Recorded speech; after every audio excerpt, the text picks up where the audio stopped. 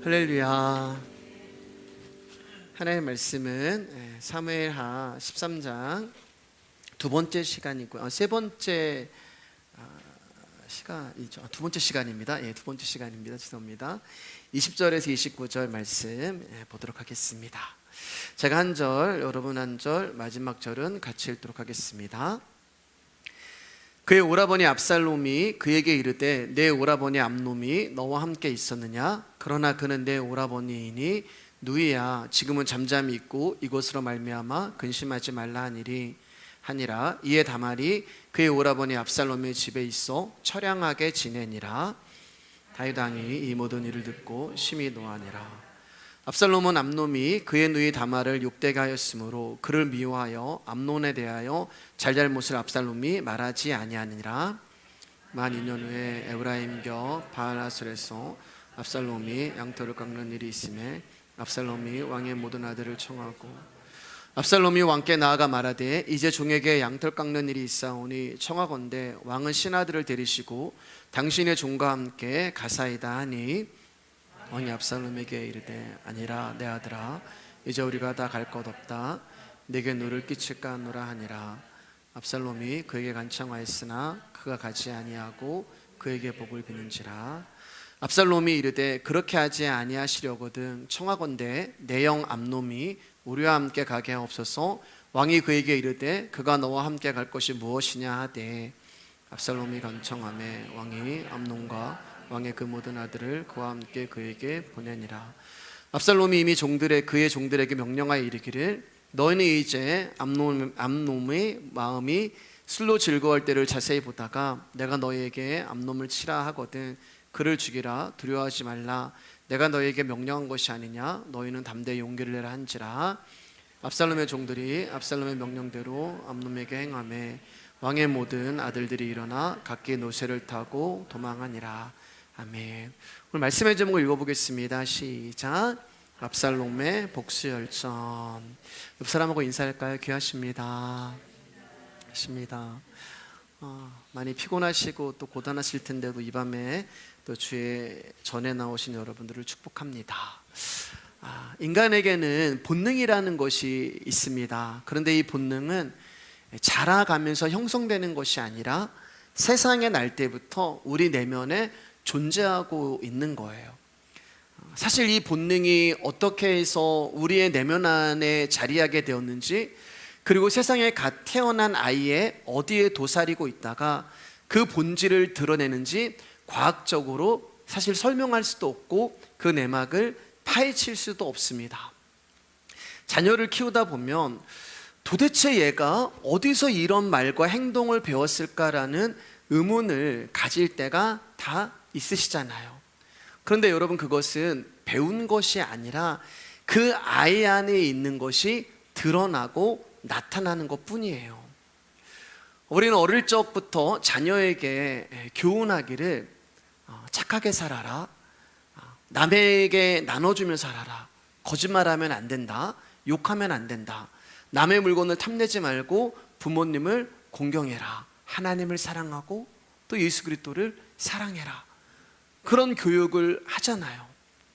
그런데 우리는 그렇게 늘 좋은 말만 아이들 가운데 하는데 어느 순간에 내 아이의 입에서 거짓말이 나오고 내 아이의 입에서 때로는 욕이 나오고 또 부모를 속이는 말과 행위가 나오는 것을 경험할 때마다 친구를 잘못 사귀어서 그래, 저 어린이집 가서 저런 거 배워온 거 아니야?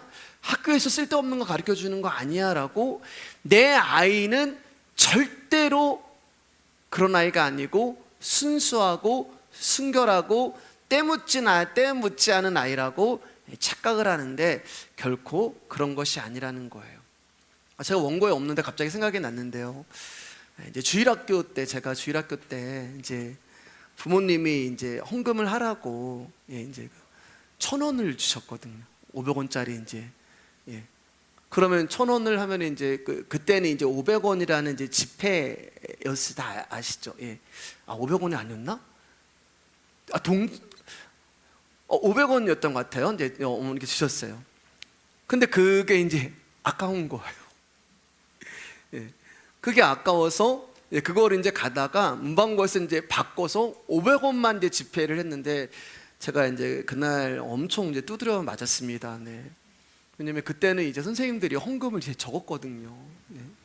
헌금을 이제 얼마 이제 적었는데 예, 제가 이제 또 참 어리석었죠. 예. 그걸 적는 걸 모르고, 근데 그거를 이제 저희 어머니가 이제 다 이제 보시고 보고를 받으니까, 예.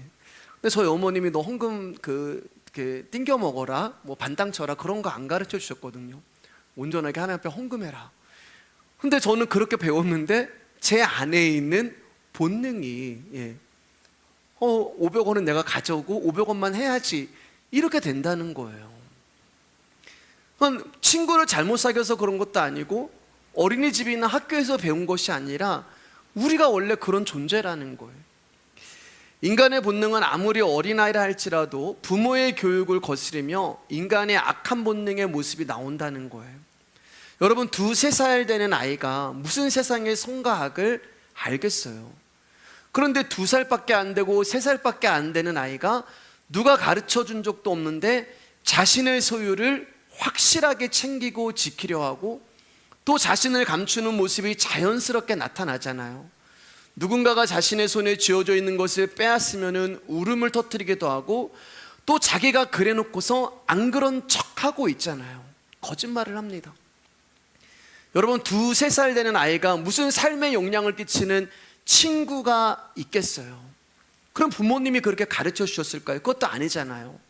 그럼 어디서 이것이 온 거냐? 어디서 온 것이 아니라 내 안에 있는 것이 드러나는 거예요. 즉, 사람이 태어날 때부터 가지고 있는 본능이라는 것입니다. 여러분, 이 점을 곰곰이 생각해 보면 인간은 본능이라는 거대한 세력에 붙들린 채 악의 자식으로 태어나 악의 자식으로 살아갈 수밖에 없는 존재라는 거예요. 그래서 요한복음 8장에서 우리의 본능에 대해서 이렇게 얘기하죠. 같이 읽을까요? 시작. 너희는 너희 아비 마귀에게서 났으니 너희 아비의 욕심대로 너희도 행하고자 하느니라. 그는 처음부터 살인한 자요 진리가 그 속에 없으므로 진리에 서지 못하고 거짓을 말할 때마다 제 것으로 말하나니 이는 그가 거짓말쟁이요 거짓의 아비가 되었음이니라. 이게 우리의 솔직한 모습이라는 거예요. 이런 우리를 예수 그리스도가 핏값으로 사셔 당신의 양자로 삼으신 것입니다. 우린 지난 시간에 우리의 정욕과 우리의 욕망이라는 본능에 대하여서 자세하게 말씀을 나누었잖아요. 그리고 오늘은 또 한 가지 이제 본능을 나누기를 원하는데 그것은 우리 안에 있는 복수라는 본능에 대해서 오늘 나누기를 원해요. 오늘 본문을 보면 이제 압살롬이라는 사람이 등장을 합니다. 압살롬은 다윗의 아들이면서 암논과는 이복 형제 관계에 있었던 사람이에요. 지난 시간에 말씀드렸죠. 다윗에게는 부인이 굉장히 많았어요. 그래서 이복 형제들, 이복 누이들이 굉장히 많았습니다. 그러니까 암논이 제일 큰아들이고 장남인데 압살롬은 그의 동생의 관계로 이복 형제 관계에 있었던 사람이고, 무엇보다 지난 시간에 암논에게 강간을 당한 다말의 친오라버니가 압살롬이 되는 거예요. 22절에 제가 읽어드릴게요. 압살롬은 암논이 그의 누이 다말을 욕되게 하였으므로 그를 미워하여 암논에 대하여 잘잘못을 압살롬이 말하지 아니하니라. 다말은 암논에게 강간을 당한 후 압살롬의 집에서 오라버니의 집에서 2년을 지내게 됩니다. 매일같이 억울해하고 슬퍼서 울고 있는 누이를 보는 오빠 압살롬의 마음이 얼마나 아팠겠어요. 압살롬의 마음을 여기서 보여주고 있잖아요. 그를 미워하여. 그러니까 압살롬의 마음은 매일 울고 있는 자기의 동생의 억울함과 슬픔과 비참함을 볼 때마다 암논을 향한 증오와 복수로 그 마음이 가득 차고 채워지고 있었어요. 그것을 그를 미워하여 이렇게 이야기를 해요.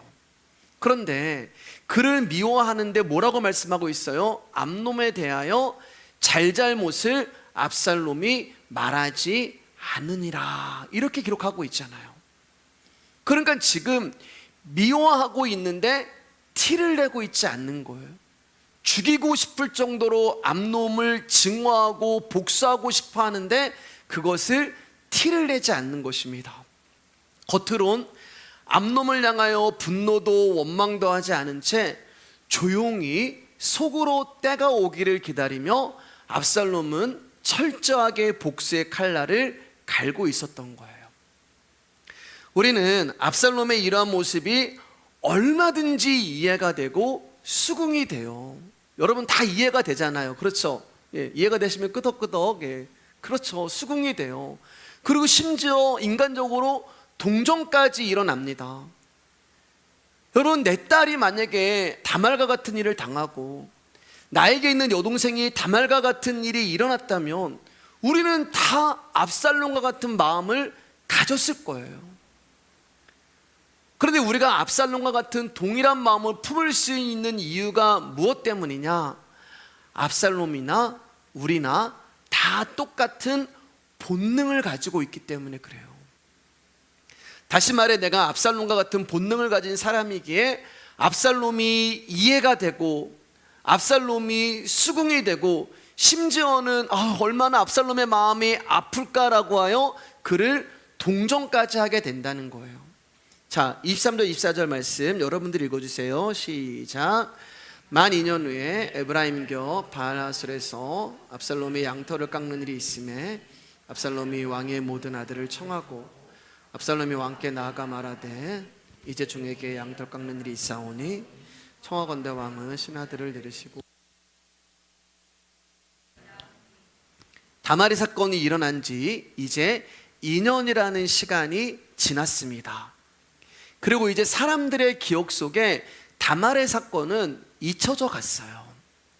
그렇게 다말의 사건이 모든 사람들의 기억 속에서 잊혀져 가고 사라져 가던 어느 날, 압살롬은 오랜 시간 철저하게 계획하고 준비한 복수를 실행에 옮기게 됩니다. 압살롬이 에브라임 근처 바알하솔에서 자신의 양들의 털을 깎는 날이 되어 다윗 왕과 모든 왕자들을 초대해요. 목축업이 주된 생업이었던 당시 사회에서는 양털을 깎는 일은 축제의 날이었어요. 기쁨의 날이었어요. 마치 농사를 지은 농부가 곡식을 추수하고 수확하는 그런 날과 마찬가지였어요.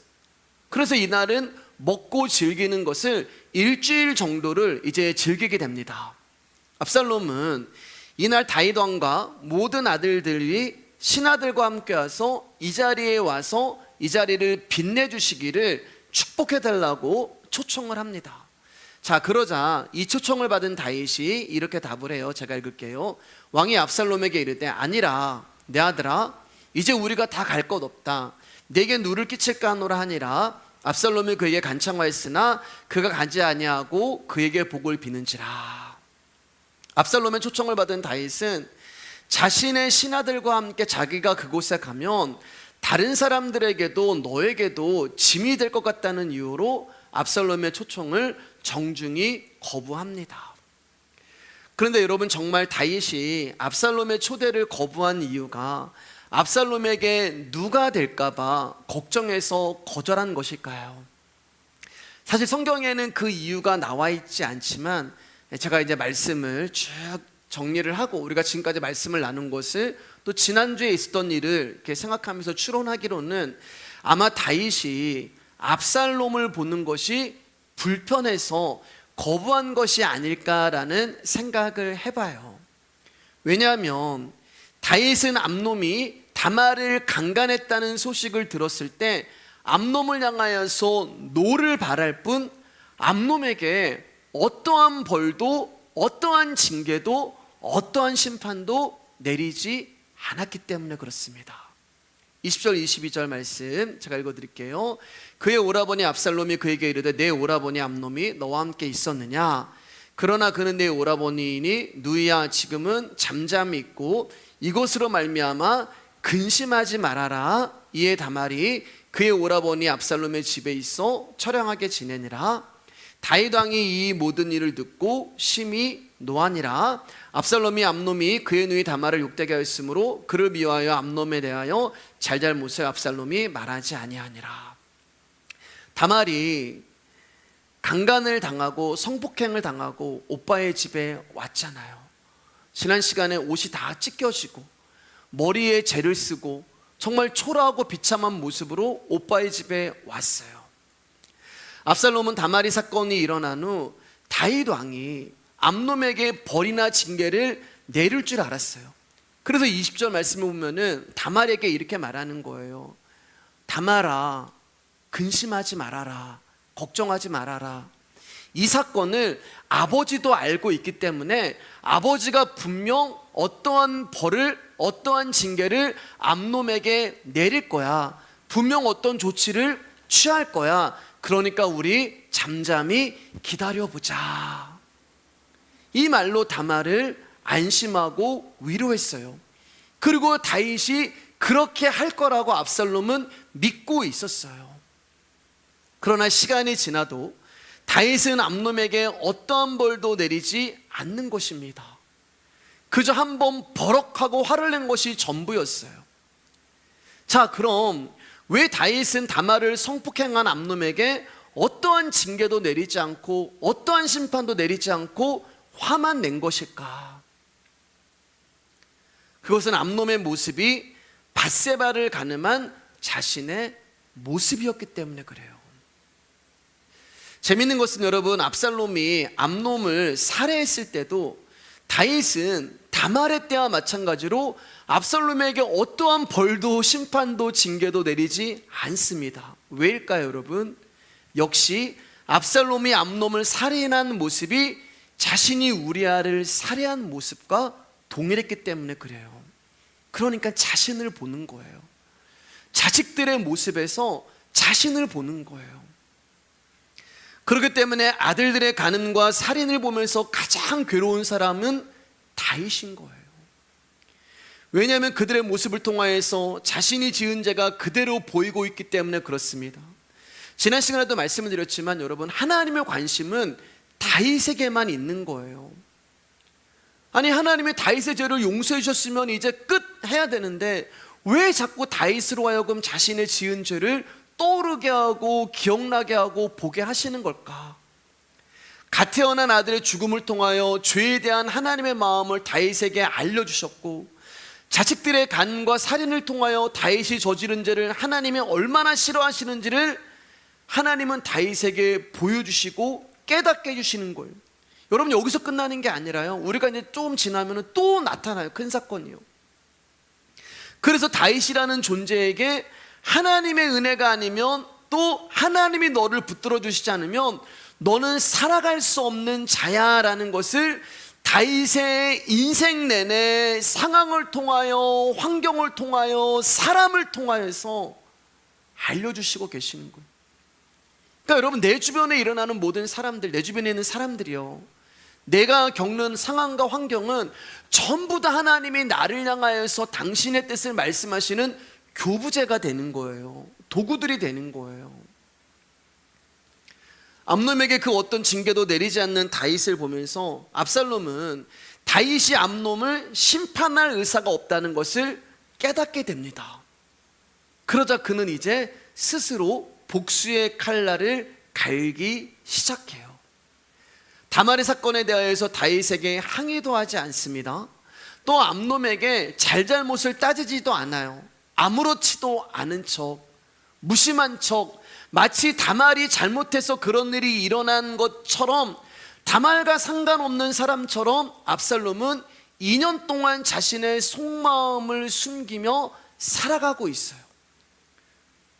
그러면서 다윗과 암놈의 마음을 안심시키고 있는 거예요. 그러나 그의 속마음은 암놈을 미워했어요. 죽이고 싶은 복수심으로 가득했습니다. 그리고 드디어 오늘 압살롬이 그토록 기다리고 바라던 기회가 찾아온 거예요. 다윗은 자신을 찾아온 압살롬이 껄끄러웠어요. 왜냐하면 압살롬이 무엇을 말할지를 알고 있었기 때문입니다. 그러나 그의 입에서 나온 말은 다말의 이야기가 아니라 양털 깎는 날 자신이 마련한 잔치에 와달라는 초대였어요. 근데 여러분 23절 말씀을 다시 보시면 압살롬이 다윗을 초대하기에 앞서서 아들들을 먼저 초대했다는 것을 알 수 있어요. 그러면 그 아들 가운데 누가 있어요? 암놈이 있는 것입니다. 자, 그러면 다윗의 입장에서 압살롬의 양털을 깎는 그 잔치 자리에 갔을 때 압살롬도 있고 암놈도 있잖아요. 한 장소에서 그 두 아들을 바라본다는 것이 얼마나 어색하고 불편했겠어요. 자신의 딸이 혈육으로부터 근친상간을 당했음에도 불구하고 자신의 과거로 인하여 아무런 영향력도 행사할 수 없는 자신의 모습이 얼마나 무능해 보이겠어요.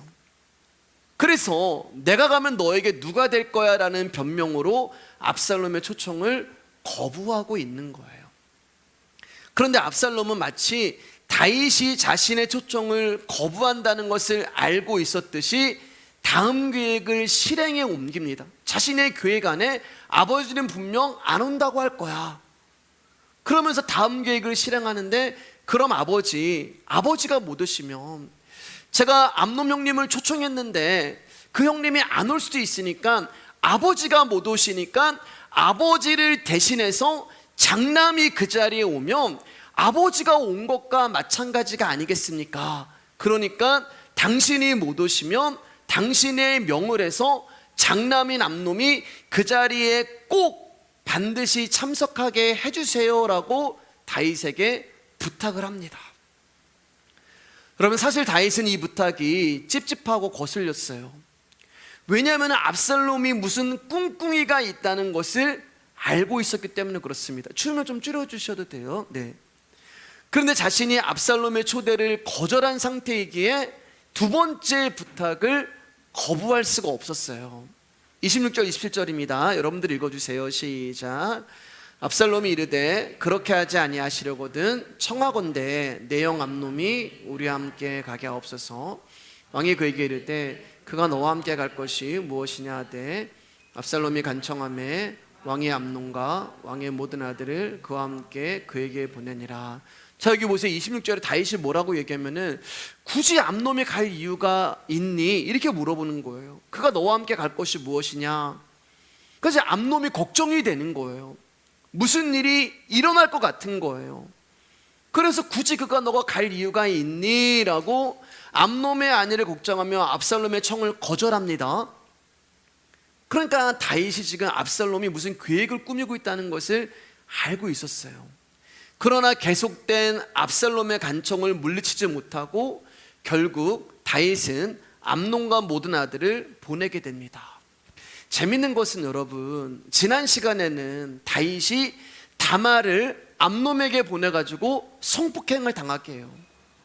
근데 오늘은 다윗이 암논을 압살롬에게 보내서 살인을 당하게 합니다.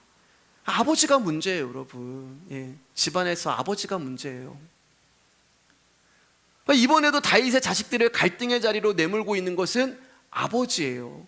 자, 옆 사람하고 인사하겠습니다. 아버지가 잘해야 집안이 평안합니다. 아버지가 잘해야 돼요, 여러분. 예, 여기 보세요, 여러분. 말씀 보시면 다윗이 지금 다 문제를 일으키고 있어요. 28절 29절입니다. 시작. 압살롬이 이미 그의 종들에게 명령하여 이르기를 너희는 이제 암놈의 마음이 술로 즐거워할 때를 자세히 보다가 내가 너에게 암놈을 치라거든 그를 죽이라. 두려워하지 말라. 내가 너에게 명령한 것이 아니냐. 너희는 담대히 용기를 내라 한지라. 압살롬의 종들이 압살롬의 명령대로 암놈에게 행하매 왕의 모든 아들들이 일어나 각기 노새를 타고 도망하니라.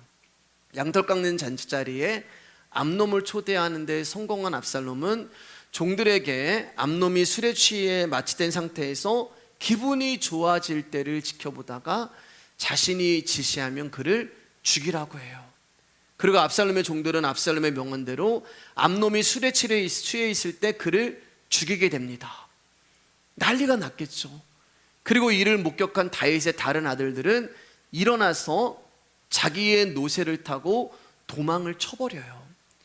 이게 압살롬의 복수 혈전의 내용이 되는 것입니다. 우리가 이제 본문의 내용이 되는 거예요. 여러분, 서두에 제가 우리는 다말을 강간한 암놈을 향해 증오와 미움과 복수로 가득 차 있는 압살롬을 보면서 그가 이해된다고 이야기를 했어요. 압살롬을 수긍할 수 있고 심지어 압살롬의 마음이 얼마나 아플까라고 그를 동정까지 했습니다. 자, 그러면 다시 여러분 물어볼게요. 지금은 어떠세요? 다말의 일로 압살롬이 사람을 죽였습니다. 그럼 지금도 압살롬이 이해가 되고 나라도 얼마든지 그렇게 했을 거라고 여러분 생각이 드시나요? 아니면 다말의 일로 인하여 억울하고 속상한 것은 이해가 되지만 사람까지 죽이는 것은 아니지 않나라고 압살롬에 대한 생각이 조금은 달라지셨나요? 그런데 여러분, 우리가 어떻게 생각을 하든 압살롬의 복수는 저와 여러분들이 어떠한 사람인지를 그대로 보여주고 있는 거예요. 왜냐하면 말씀을 시작하면서 압살롬이나 나나, 압살롬이나 우리나 다 똑같은 본능을 가지고 살아가는 아담의 자손들이라고 말씀드렸잖아요. 즉 압살롬이 나고 내가 압살롬이라는 거예요. 복수심이라는 것은 해를 받은 본인이나 가족 또는 친구가 가해자에게 당한 만큼 되돌려주겠다고 하는 마음이 복수심이 되는 거예요. 그리고 이 복수심은 우리 안에 본능으로 있어요. 제 안에도 있고 여러분 안에도 있습니다. 그러면 이 복수심이 잠잠히 있다가 드러나고 나타내는 이유가 무엇이고 언제일까? 그것은 여러분, 세상의 모든 일을 나를 중심으로 바라볼 때 일어나는 거예요.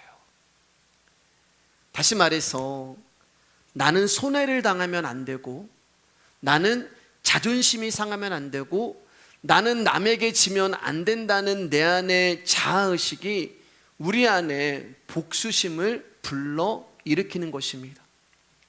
나는 손해를 보면 안 되는데 나에게 손해를 끼치는 자가 있을 때 받은 손해를 고스란히 되돌려주고 싶은 욕구가 강하게 일어나는 마음이 복수심이에요.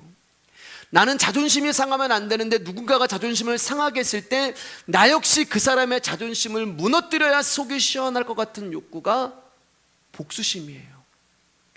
그렇기 때문에 복수를 했냐 안 했냐 이게 중요한 게 아니에요. 우리에게 이 복수심이 있다는 것만으로 우리는 이미 복수를 한 자들이 되는 것입니다. 그런데 이 복수심은 누가 가르쳐 준 게 아니라니까요. 어디서 배운 게 아니에요. 우리가 태어날 때부터 가지고 있는 본능이 복수라는 거예요. 자, 그러면 어떻게 해야 우리 안에 가득 차 있는 이 복수심이라고 하는 본능을 해결할 수 있냐는 것입니다. 여러분, 우리는 사람들과 관계를 할 때 두 가지로 나누죠. 저 사람은 나에게 이웃인가?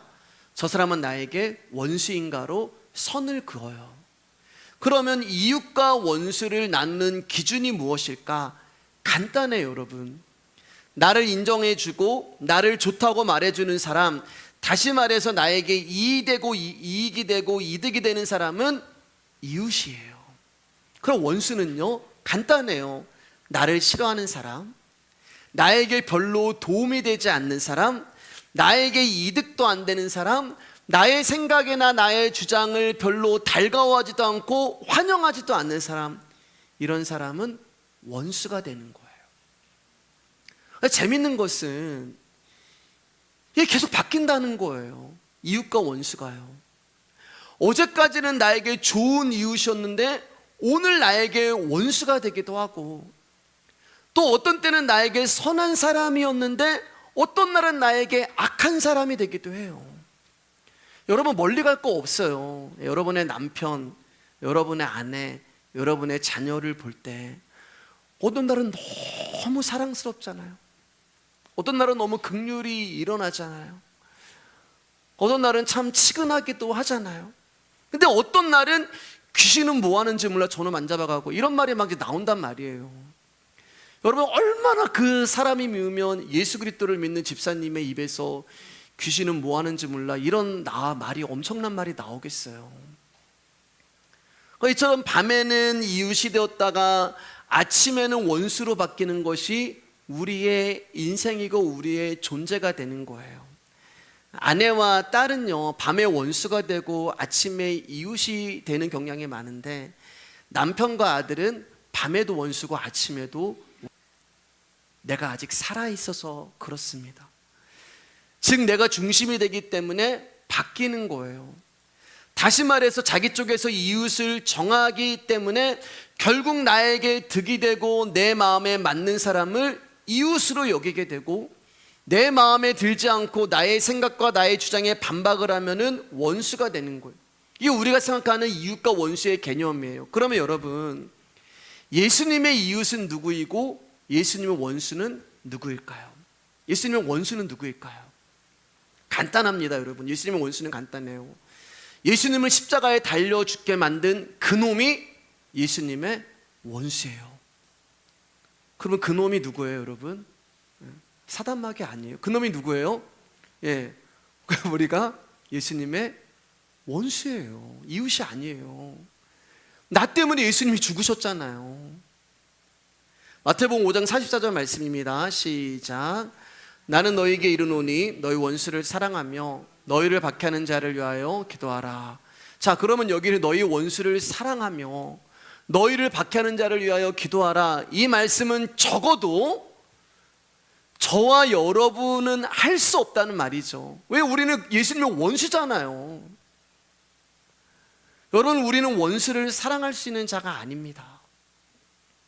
우리는 다른 사람을 용서할 수 있는 자도 절대 아니에요. 여러분, 솔직히 어떻게 나에게 상처 준 사람을 용서할 수가 있어요? 까놓고 얘기해서 어떻게 내 마음을 찢어놓고 힘들게 한 사람을 사랑할 수가 있어요? 시간이 지나고 세월이 지나서 잊어버린 것 같은데 불쑥 생각이 나요. 어떤 날은 자려고 하는데 누가 똑똑하고 잘 지내시나 하고 그 상처가 나를 또 찾아와요. 힘들어요. 우리는 안 돼요, 여러분. 우리는 나를 아프게 한 사람을 더 미워하고 싶고 더 싫어하는 자들이지 누구를 용서할 수 있는 자들이 아닙니다. 왜냐하면 우리는 전부 원수를 용서하는 것도 심장이 떨리는 자들이고, 나에게 상처 준 사람을 내가 용서하는 것도 식은땀이 나고 미워할 수밖에 없고, 솔직한 우리의 마음은 복수하고 싶은 마음으로 가득 차 있는 압살롬이기 때문에 그래요.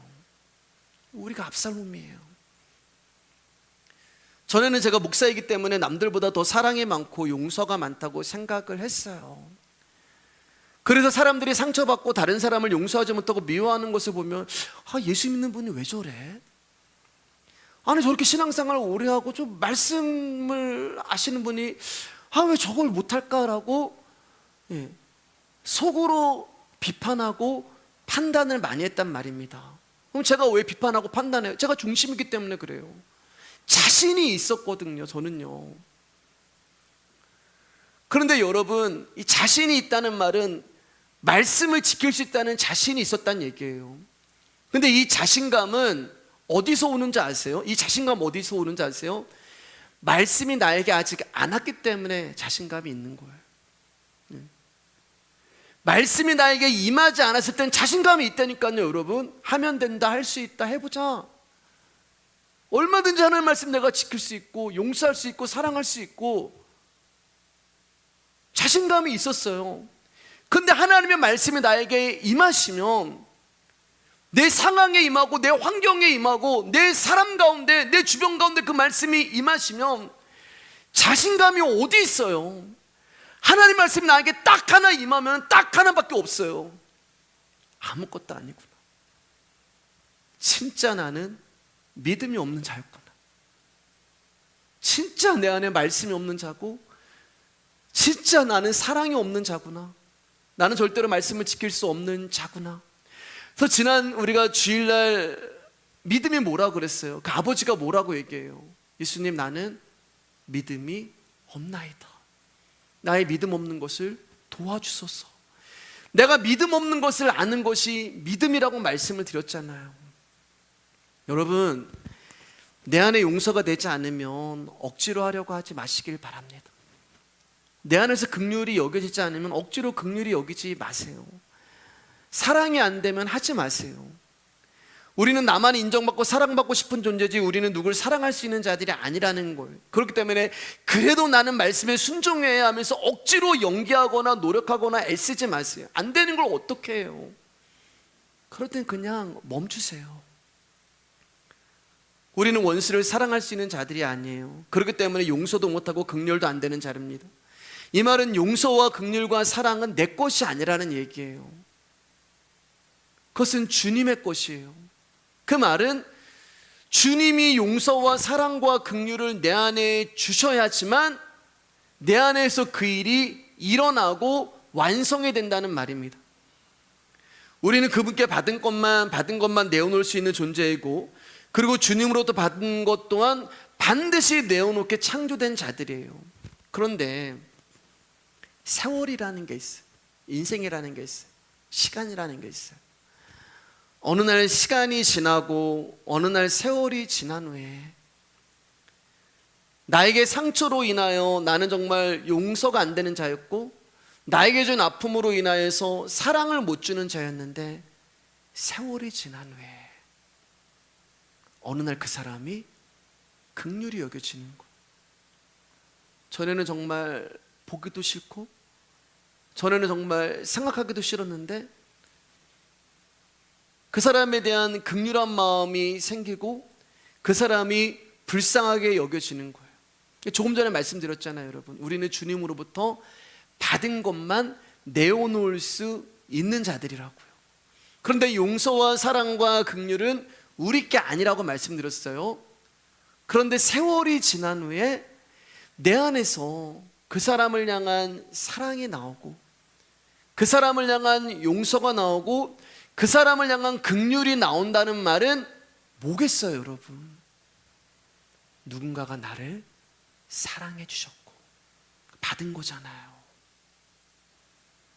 내가 남을 용서할 수 있다는 것은 누군가가 나를 용서했기 때문에 그 용서를 받았기 때문에 용서가 나간 것이고, 누군가가 나를 사랑해 주셨기 때문에 내 안에서 사랑이 나가는 것이고, 내가 누군가를 긍휼히 여겨준다는 것은 누군가가 나를 긍휼히 여겨주셨기 때문에 긍휼이 나가는 거예요.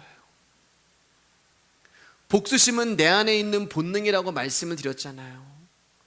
그런데 이 복수심 안으로 예수 그리스도의 말씀이 찾아오시는 거예요. 그리고 내 안에 찾아오신 말씀은 살아있는 생명이기 때문에 가만히 있는 것이 아니라 일을 하시는데, 내 안에 있는 복수심을 하나씩 하나씩 깨시고 부수시고 박살을 내리시면서 그 자리에 당신의 용서라는 씨앗을 심으시고, 사랑이라는 씨앗을 심으시고, 긍휼이라는 씨앗을 심으시는 거예요. 그리고 그것이 자라나는 것이 세월이 되는 거예요. 우리 인생이 되는 거예요. 그리고 그것이 십자가가 되는 것입니다. 이제 말씀을 조금씩 정리할게요. 여러분, 지금 우리 앞에 피 흘려 죽으신 예수 그리스도의 십자가가 여기 서 있다고 한번 생각을 해볼게요.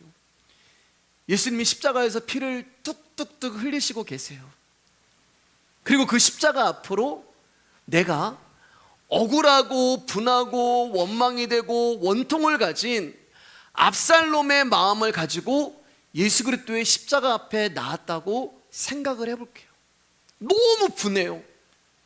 너무 억울하고 너무 상처를 입고 너무 원통하고, 그래서 오늘 내가 나를 잡고 하나님 앞에 내 속상한 마음을 다 토설하기 위해서 작정을 하고 주님 앞에 내가 왔어요. 그런데 주여 하고 부르짖고 이제 입을 열어서 토설을 하려고 하는데, 그 순간 십자가에서 피를 뚝뚝뚝 흘리시면서 나를 쳐다보고 계시는 예수 그리스도의 눈과 나의 눈이 마주쳐 버리는 거예요. 그리고 그 순간 하나님의 마음이 나에게 전달이 됩니다. 누가복음 5장 8절 말씀 시작. 시몬 베드로가 이를 보고 예수의 무릎 아래 엎드려 이르되 주여 나를 떠나소서 나는 죄인으로서이다 하니 물고기를 한 마리도 잡지 못했습니다. 거지가 됐어요. 먹을 게 없어요. 그런데 예수님이 오셔서 물고기를 잡게 하셨습니다. 정신없이 물고기가 잡기 시작하는 거예요. 얼마나 물고기가 많이 잡히면 베드로의 배에도 담지 못해서 다른 배에까지 불러가지고 그 두 척의 배에 물고기가 가득 실을 정도로 물고기가 잡힙니다. 얼마나 좋겠어요. 엄청난 축복이 지금 막 자기 앞에 쌓여져 가고 있잖아요. 막 돈이 그냥 막 쌓여가고 있는 거 얼마나 기쁘고 얼마나 좋았겠어요. 네, 시몬 베드로가 보고 뭘 봤다는 거예요. 이를 보고 무언가를 봤다는 거예요. 무언가를 봤을까? 이 말씀 제가 이제 묵상을 오래전에 했던 말씀인데요. 뭘 봤을까? 물고기가 전에도 한번 말씀드린 것 같은데요, 베드로와 예수님 사이에 쌓이기 시작합니다. 돈이 쌓여요. 여러분들이 원하는 어떤 세상의 힘이 쌓여요. 기분 좋죠. 막 재물이 막 쌓이고 막 힘이 쌓이고 자녀가 막 잘 되고 막 사업이 막 성공을 하고. 근데 그 축복이 예수님의 발을 가려버려요. 쌓이니까 그 축복이 예수님의 무릎을 가려버려요. 그 물고기가 예수님의 허리를 가려버려요. 예수님의 가슴을 가려버려요. 예수님의 목을 가려버려요. 이제 예수님의 눈만 남았어요. 물고기 한 마리만 더 얹으면 예수님은 아예 보이지 않아요. 그 순간 베드로가 물고기를 한 마리를 딱 올려놓을 때 자신이 미친 듯이 세상의 그 힘과 축복과 물고기를 정신없이 쌓고 있고 예수 그리스도를 잊어버리고 있는 그 모습을 긍휼하게 보시는, 나라는 존재를 불쌍하게 보시고 긍휼하게 보시는 예수님의 눈과 베드로의 눈이 마주친 거예요. 그때 그 순간 예수님의 마음이 베드로 안에 전달이 되는 거예요. 그래서 뭐라고 얘기해요? 주님, 나를 떠나세요. 주님, 나는 죄인입니다. 나는 마땅히 심판을 당하고 벌을 받아야 하는 죄인입니다. 제가 하나님 앞에서 뭘 할 수 있겠습니까? 제가 하나님 앞에 드리는 이게 어떤 가치가 있겠습니까? 하나님, 나를 불쌍히 여겨주세요 하며 가슴을 치며 애통만 나오는 거예요. 여러분, 예수님이, 우리는 압살롬이 이해가 되고 수긍이 되고 압살롬 편이라고 말씀드렸잖아요. 근데 여러분, 예수님이 압살롬과 같은 상황이라면 우리와 마찬가지로 압살롬을 이해하시고 수긍하고 동정하고 받아주셨을까? 예수님은 자신을 십자가에 매달고 수치와 고통과 죽음을 안겨주는 자들을 향해서 미워하신 적이 없으세요. 자기의 못을 박는 사람을 향해서 미워하신 적이 없으세요. 그들 향해서 원망하신 적도 없고 복수를 내뱉는 말을 하신 적도 없고, 예수님은 오히려 그들을 향해서 그들의 죄를 용서해달라고, 그리고 그들을, 아버지 저들을 불쌍히 여겨주세요라고 기도하셨어요. 이 말은 자신을 찌르고 죽인 자들을 대하여 미움과 복수심이 조금도 없었음을 의미하는 거예요. 왜냐하면 예수님은 하나님 아버지의 뜻만 이루어지기를 원하시는 소망과 순종만 있었지, 인간 예수의 마음은, 사람은 존재하지 않았어요. 그 예수 그리스도가 십자가에서 우리를 보십니다. 우리가 어떤 모습으로 주님 앞에 나왔을지라도, 심지어 누군가를 죽여버리고 싶은 미움과 원망과 아픔과 억울함을 가지고 주님 앞에 나왔다 할지라도, 십자가에서 피를 흘리시고 죽어가시는 예수님이 나에게 하시는 말씀을 듣는다면, 눈에 멍이 들고 눈에 있는 모든 핏줄이 다 터져 뜨기 힘든 눈으로 나를 바라보시는 예수 그리스도의 눈을 우리가 베드로가 되어 진심으로 볼 수 있다면, 우리에게 사라지는 것이 딱 하나 있어요. 그 순간 우리 가운데 사라지는 것이 있어요. 그게 뭐냐면, 나라는 존재는 사라지는 것입니다. 그리고 용서받아야 하는 죄인만 남는 거예요. 그 순간 억울하고 원통한 김길롱이라는 존재는 사라지고, 진짜 온 우주에서 가장 억울하게 죽으신 예수 그리스도의 사랑과 용서만이 나에게 남는 것입니다. 그리고 십자가 앞에서 내가 아무것도 아니구나, 내가 용서받지 못할 죄인이구나, 내가 예수님을 십자가에 죽인 자구나라는 고백과 깨달음만이 나오면서 자기 부인과 자기 부정이 나오는 거예요. 그 십자가 앞에서 나는 손해보면 안 된다, 내 자존심이 상했다라는 자기중심과 자아의식은 조금도 용납이 될 수 없는 것입니다. 사랑하는 여러분, 예수님은 우리가 아무 일 없이 잘 살아가는 우리를 구원하기 위해서 죽으신 것이 아니에요. 우리의 현실은 멸망 안에 있는 것이고 영원한 고통 안에 있는 것이었습니다. 세상에서 어떤 자리에 있고 소유가 얼마가 되든 그 모든 것은 다 껍데기에 불과한 거예요. 그런 것들과 상관없이 멸망의 자식이라는 것이 인간의 본질이란 말입니다. 여러분, 멸망의 자식인 우리가 손해보면 안 되는 이유가 뭐가 있어요? 손해라는 것은 손해볼 무언가가 내게 있을 때 성립이 되는 말이에요. 그러니까 이 말은 자신의 소유가 있을 때 해당이 되는 것입니다. 나 손해봤어. 그러면 여러분, 우리에게 있는 게 내게 뭐가 있어요? 무엇이 우리의 소유예요?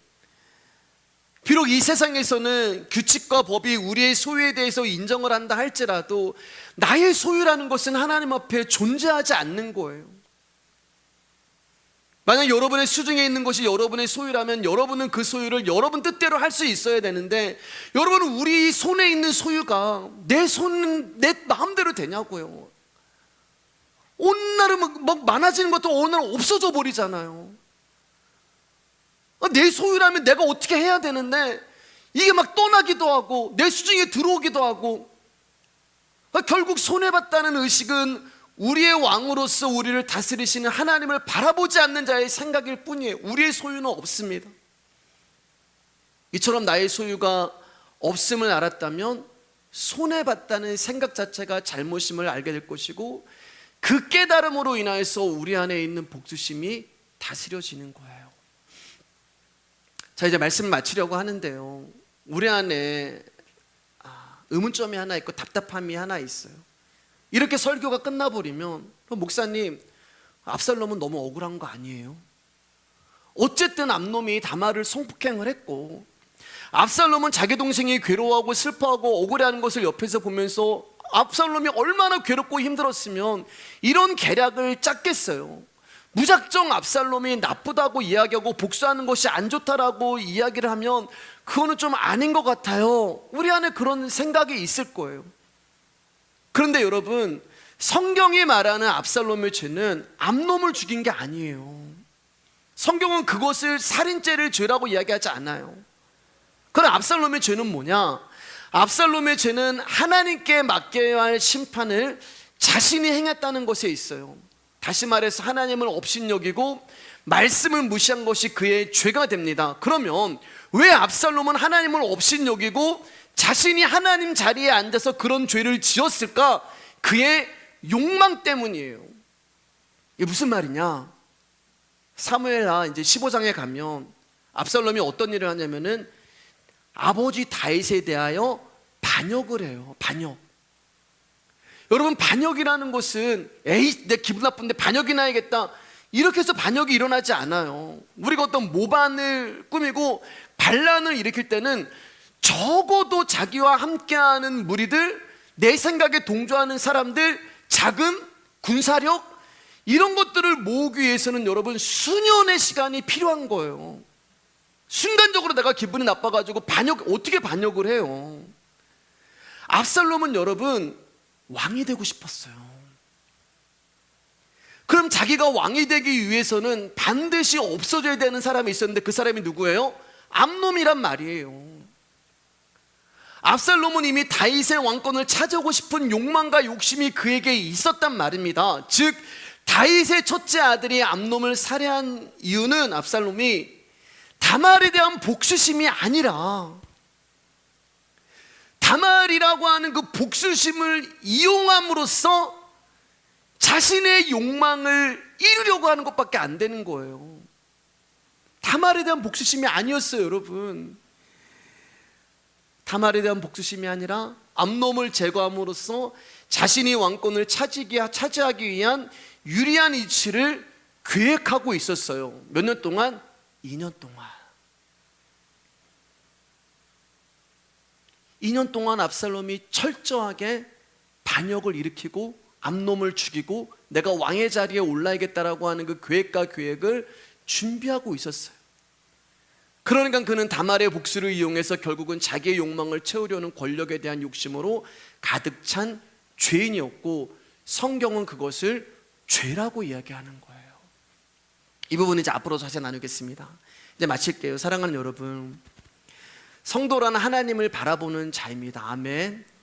하지만 하나님을 바라보고 사는가는 우리 입술로 증거되는 것이 아니라 우리의 삶으로 증거되는 거예요.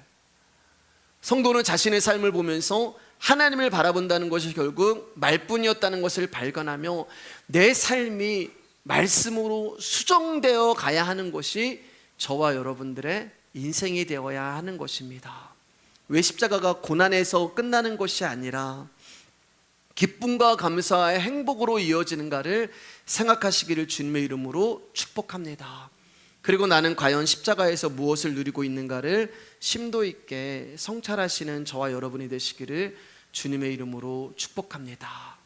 우리에게 복수의 잘못됨이 무엇인가를 십자가가 알게 하시고 그 복수를 벗어난 성도들이 되시기를 주님의 이름으로 축복합니다.